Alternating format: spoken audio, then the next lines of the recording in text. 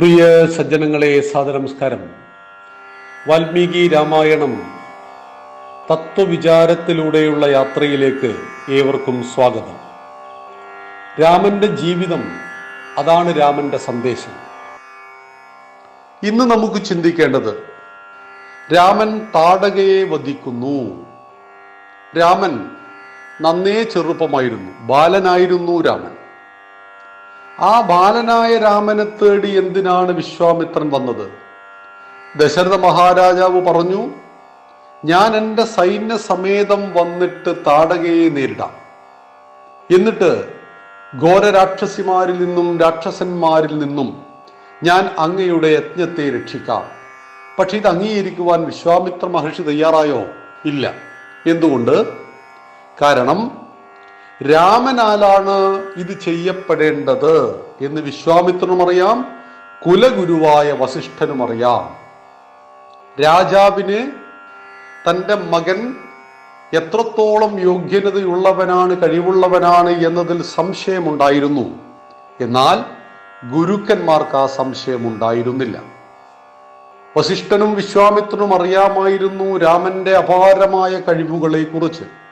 ആയതിനാൽ വിശ്വാമിത്ര മഹർഷിക്കൊപ്പം രാമനെ പറഞ്ഞയക്കുവാൻ വസിഷ്ഠ മഹർഷി പറയുകയും കൂടി ചെയ്തപ്പോ നിർവാഹമില്ലാതെ ദശരഥൻ തൻ്റെ പൊന്നോമന പുത്രനെ വിശ്വാമിത്രനൊപ്പം അയക്കുകയും കൂടെ ലക്ഷ്മണൻ ചെന്നു. എവിടെയാണോ രാമൻ, അവിടെയെല്ലാം ലക്ഷ്മണനുണ്ട്. ലക്ഷ്മണനും രാമനും, രാമനും ലക്ഷ്മണനും ഇങ്ങനെ പിരിഞ്ഞൊരു രംഗമില്ല. മരണത്തിൽ നിന്നാണ് ലക്ഷ്മണനും രാമനും പിരിയുന്നത്.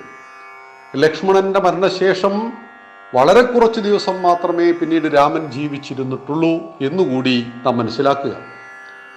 കാട്ടിലേക്ക് എത്തപ്പെടുന്ന രാമനെ അനേകമായ അനുഭവങ്ങളിലൂടെ, കഥകളിലൂടെ, പുരാണങ്ങളിലൂടെ സംസ്കാര സമ്പന്നനാക്കി തീർക്കുകയാണ് വിശ്വാമിത്ര മഹർഷി ചെയ്യുന്നത്. അതായത് രാമൻ നിറഞ്ഞ സംസ്കാര സമ്പന്നനാണ്. എന്നാൽ അനുഭവങ്ങളുടെ തീച്ചൂളയിൽ വളർന്ന വിശ്വാമിത്ര മഹർഷി, തപസ്സിന്റെ ശക്തി കൊണ്ട് ത്രിശങ്കുവിന് സ്വർഗം നിർമ്മിച്ചു കൊടുത്ത താപസി, അദ്ദേഹം രാമന് തൻ്റെ പൂർവികന്മാരുടെ ചരിത്രം, പ്രകൃതിയെക്കുറിച്ച്, ഭൂമിശാസ്ത്രത്തെക്കുറിച്ച്, പുരാണങ്ങൾ, ഇതിഹാസങ്ങളൊക്കെ പറഞ്ഞു കൊടുക്കുകയാണ്.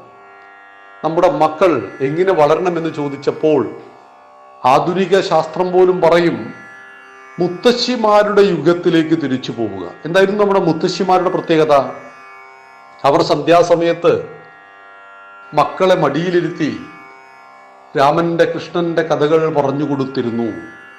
അങ്ങനെ വളർന്നു വന്ന കുട്ടികൾ ഒരുപാട് മൂല്യങ്ങളെ മുറുകെ പിടിച്ചിരുന്നു. ആ മൂല്യങ്ങൾക്ക് ശോഷണം വരാനുണ്ടായ കാരണം ആ മുത്തശ്ശിമാർ കഥകൾ നിർത്തി എന്നത് ഒരു കാരണമാണ്. ഇവിടെയാണ് രാമനെ പോലും സൃഷ്ടിക്കപ്പെടുന്ന ഉദാത്തമായ രാമന്റെ നിർമ്മാണത്തിന് പിറകിൽ വിശ്വാമിത്ര മഹർഷിയുടെ വലിയ സംഭാവന ഉണ്ടായിരുന്നു. അദ്ദേഹം പറഞ്ഞു കൊടുക്കുന്ന ഓരോ കഥകളും അതിൽ 1000 തത്വങ്ങൾ അടങ്ങിയിരുന്നു. അദ്ദേഹം പറയുന്ന ആദ്യത്തെ കഥ ഭഗീരഥന്റെ കഥയാണ്. ഭഗീരഥൻ രാമന്റെ പൂർവികനാണ്. ദേവലോകത്തൊഴുകുന്ന ഗംഗയെ ഭൂമിയിൽ കൊണ്ടുവന്ന കഥ. ദേവലോകത്തൊഴുകുന്ന ഗംഗയെ ഭൂമിയിൽ കൊണ്ടുവരുവാൻ വേണ്ടി ഭഗീരഥൻ കഷ്ടപ്പെട്ട കഷ്ടപ്പാടുകൾ. ജീവിതത്തിൽ പരാജയം ഈ അവസാനമാണ് എന്ന് വിശ്വസിക്കുന്നില്ല. എപ്പോഴും ജയിക്കണമെന്നില്ല, എപ്പോഴും പരാജയപ്പെടണമെന്നുമില്ല. ഒരുപാട് പരാജയപ്പെട്ടു പോയവരാണ് ഗംഗയെ കൊണ്ടുവരുവാൻ വേണ്ടി ഭഗീരഥന്റെ പൂർവികന്മാർ. എന്നാൽ ഭഗീരഥൻ ആ ദൗത്യത്തിൽ വിജയിക്കുന്നു.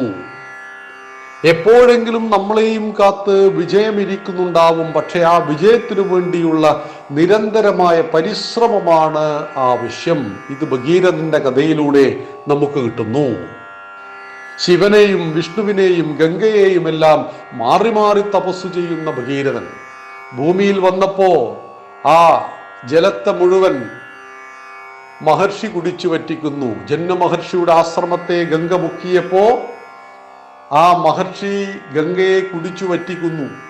മഹർഷിയുടെ വയറ്റിൽ അകപ്പെട്ടു പോയ ഗംഗയെ തിരിച്ചു കിട്ടാൻ വേണ്ടി മഹർഷിയുടെ കാൽക്കൽ വീഴുന്നു, വീണ്ടും തപസ് ചെയ്യുന്നു. അങ്ങനെ മഹർഷി ചെവിയിലൂടെ ഗംഗയെ പുറത്തേക്ക് വിടുന്നു. ജാഹ്നവി എന്ന പേരും ലഭിക്കുന്നു ഗംഗയ്ക്ക്. ഇവിടെ ഗംഗാദേവിയെ ഭൂമിയിൽ കൊണ്ടുവരുവാൻ വേണ്ടി ഭഗീരഥന്റെ പ്രയത്നം നമ്മുടെ എല്ലാം ദൈനംദിന ജീവിതത്തിലെ വലിയൊരു മാതൃകയാണ് എന്ന് വാൽമീകി മഹർഷി നമ്മെ പഠിപ്പിക്കുന്നു. നമ്മുടെ പുരാണങ്ങളും ഇതിഹാസങ്ങളും കേവലം കഥകൾ മാത്രമല്ല, അത് നമ്മുടെ ജീവിതം കൂടിയാണ്. നമ്മുടെ ജീവിതത്തിൽ, ദൈനംദിന ജീവിതത്തിൽ ഉണ്ടാകുന്ന പ്രശ്നങ്ങൾ എന്തൊക്കെയാണ്? അനവധി നിരവധിയാണ്.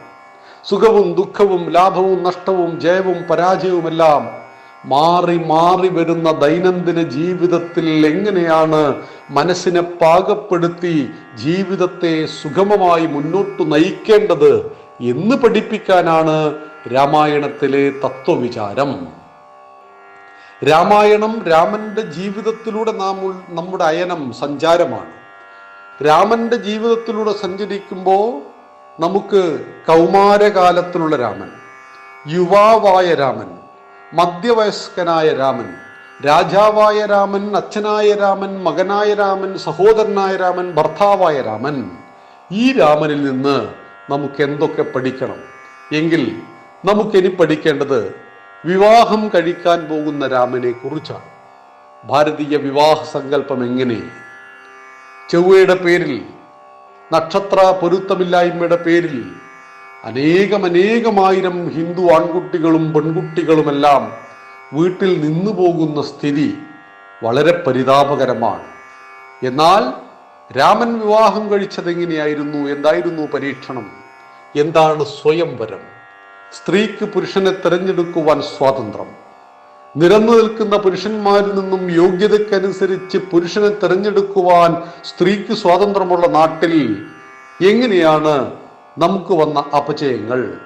ഇവിടെ രാമായണം മുന്നോട്ട് വെക്കുന്ന സ്ത്രീയുടെ അഭിമാനത്തെക്കുറിച്ചുള്ള ധാരാളം കഥകൾ നമുക്ക് മനസ്സിലാക്കേണ്ടതുണ്ട്. ഇവിടെയാണ് രാമന്റെ വിവാഹം എങ്ങനെയാണ് നമ്മുടെ ജീവിതത്തിൽ മാതൃകയാകുന്നത്. നമുക്ക് ആ വിഷയം നാളെ സംവദിക്കാം. നന്ദി, നമസ്കാരം. വന്ദേ മാതരം.